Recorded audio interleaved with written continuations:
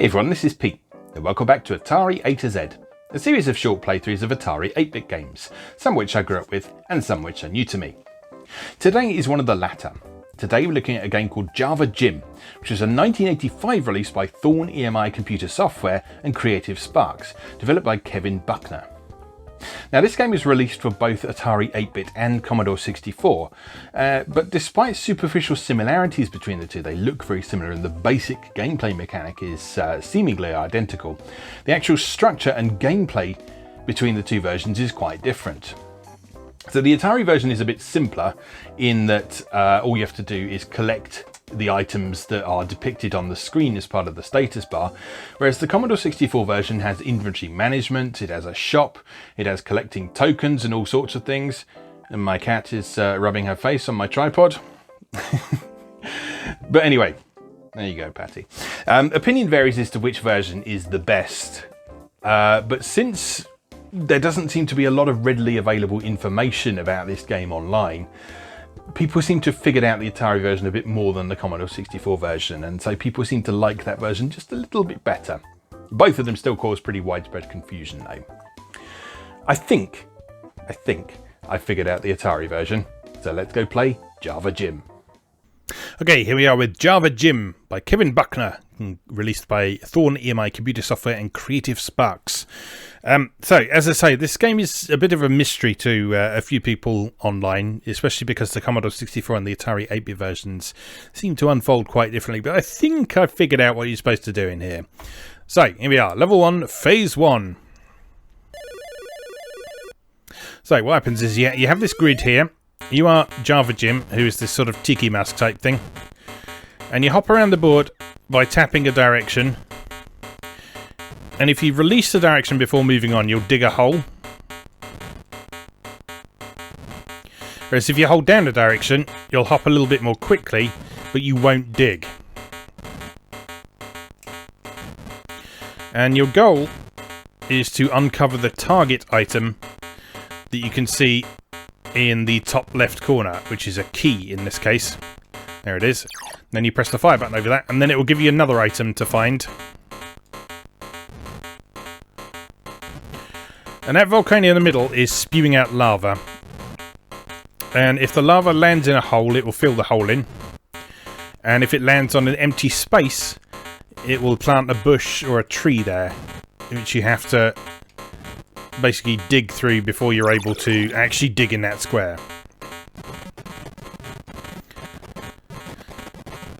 And once you've found enough items on that stage, then you can go down the stairs onto the next one. It then tells you which phase there's a bonus on, and you can press the fire button to choose which phase you go to. The higher the phase number, the more difficult it is, but also the more points you'll score as well.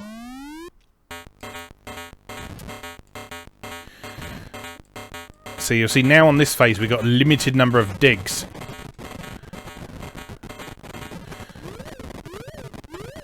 And we've got that white spark creature is trying to stun us as well, which makes things more difficult. And those black pits that are already there, those are warp pits. So you jump into one of those and you'll come out of another one. Right, there's the key. So now we need the cross next.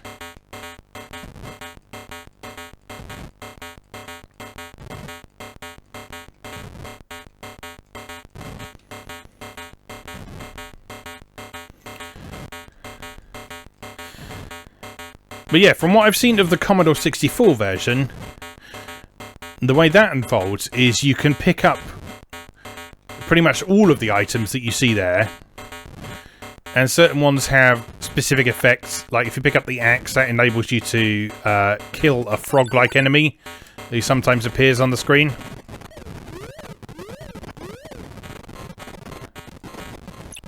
There's the cross. Now we need the axe.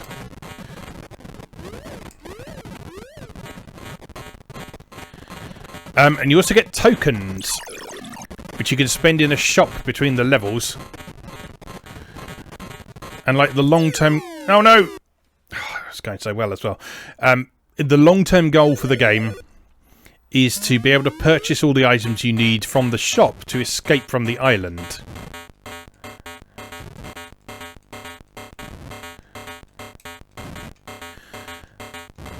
Whereas as far as I can make out in this version, you're just sort of trying to survive as long as possible. Ow. Just trying to survive as long as possible and score as many points as possible.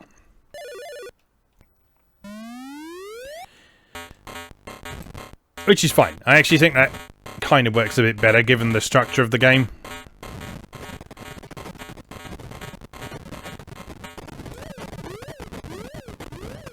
From what I've read of the C64 version and what I've seen of people playing it, it just looks and sounds like that overcomplicates things just a little bit.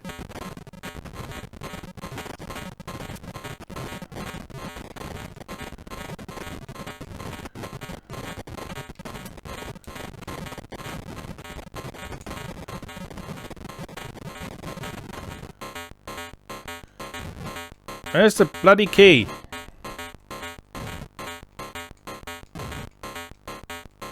There. And next, axe again. That is just here. Then the plunger.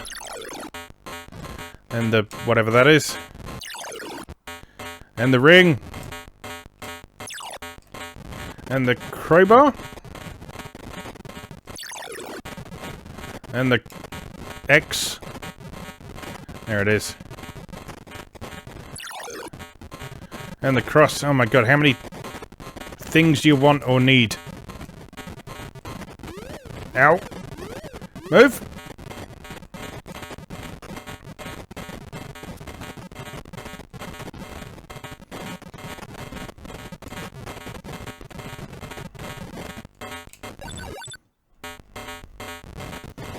Running out of digs as well. Ow! Oh, it was going so well! It was going so well. I don't know how you get onto the next level. Maybe you have to finish all the phases at least once or something? I don't know. Again, one of many things that this game doesn't make clear at all.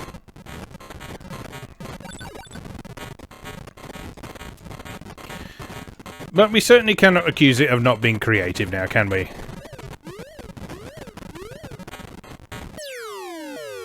I think that's all our lives, isn't it? Game over, player one! So you sort of see how this works?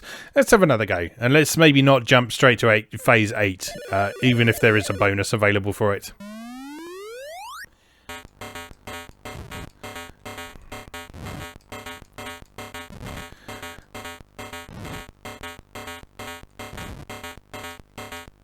So first level, dead easy. No dig limit, nothing to worry about there.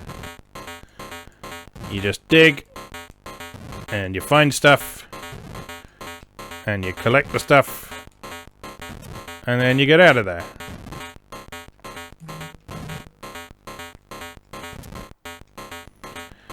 Excuse the vibrating phone there.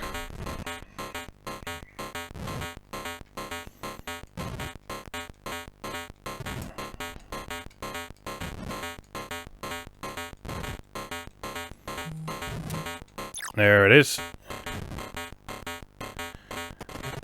And be good. Run away. Alright, let's just go for phase 2. There we go.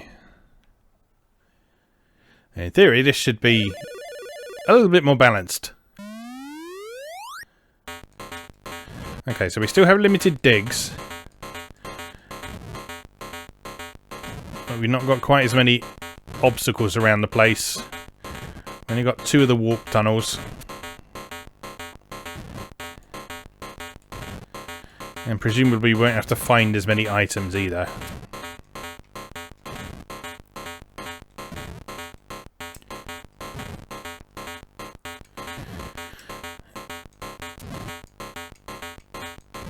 So I mean, at heart, this is almost a take on concentration, really, isn't it? Because especially in these levels with limited digs, you really need to remember where all the stuff is, ideally. Because as the volcano is wiping out the squares that you've dug through,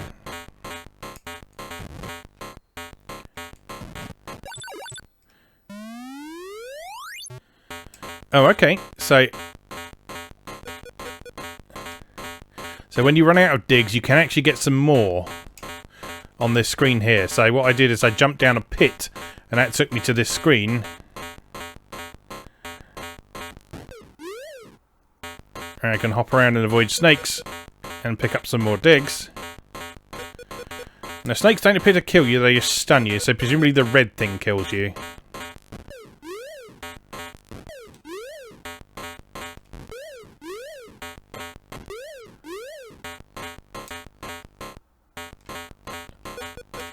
This is getting a bit ridiculous. Animation on those snakes is nice. Let me have the thing. Thank you.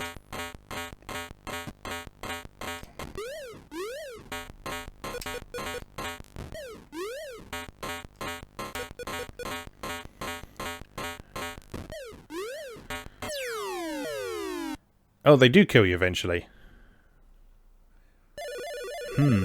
Interesting.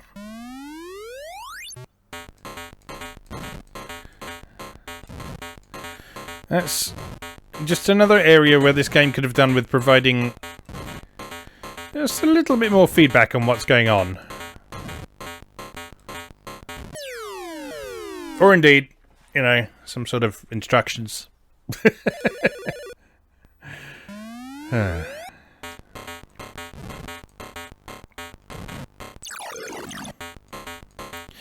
What you have to remember is, in a surprising number of cases, games like this would actually get released and just not really have any instructions with them. It might tell you how to load or give you an idea of what you're supposed to be doing, but in some cases they would designed to be deliberately obtuse, so part of the gameplay experience was figuring out how you play the game. A very famous example of that is English Software's Mediator, which is just a baffling piece of software that I haven't covered on this series yet, just because I do not understand it in the slightest. And I've watched a playthrough of it, and I'm just like, what is happening?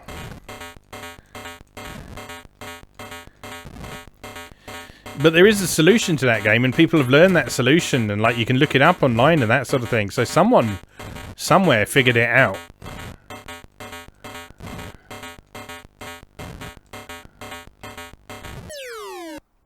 And I remember seeing it in magazines back in the day, so people figured it out back in the day as well. But like looking at it now and knowing how little information that game provided you with in terms of its own documentation and information in the game itself. Yeah, I just have to wonder how anyone could do that.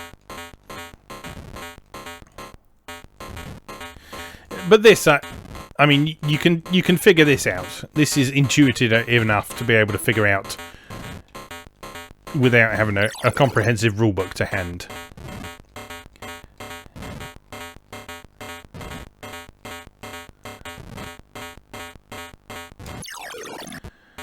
And as I say, without sort of seeing an original manual, which no one appears to have archived anywhere online, unfortunately, so it's hard to say how much information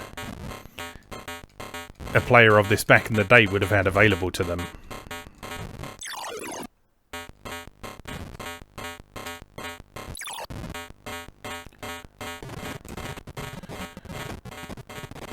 Alright, doing quite nicely. On to phase 4.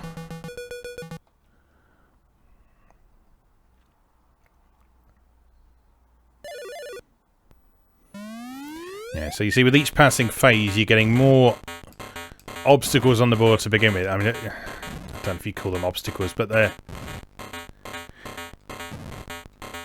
they mean you have to hop over those squares multiple times in order to uncover them. Which makes things just a little bit trickier. Right, that frog thing, that is a frog. I believe you can kill when he's green. There we are. But when he's pink, he'll kill you. He also fills in your holes as he's jumping around, so you want to try and get rid of him as soon as you can, really.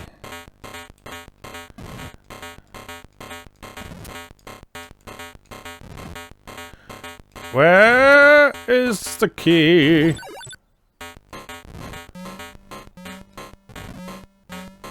Why can't I open that up? Oh, you can't... Yeah, you can't dig while the frog is out. For some reason. You also don't seem to be able to jump down the holes either. More things to discover.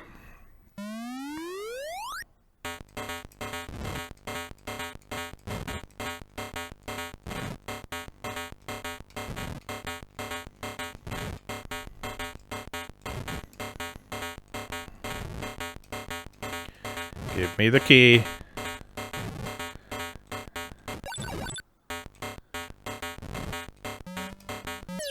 Ow! Right, that is that. I think that's probably everything I can tell you about this game up until this point. It's an interesting game.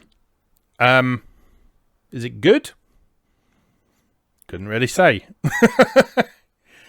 Yeah, but I found myself sort of looking at this a few times and sort of just being intrigued by it, really. Because it's unusual. And I like unusual. And unusual isn't always good or intuitive or fun. But it's interesting.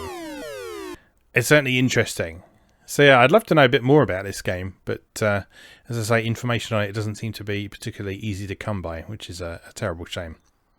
But anyway, we'll leave that there for today. As always, thank you very much for watching, and I'll see you again next time.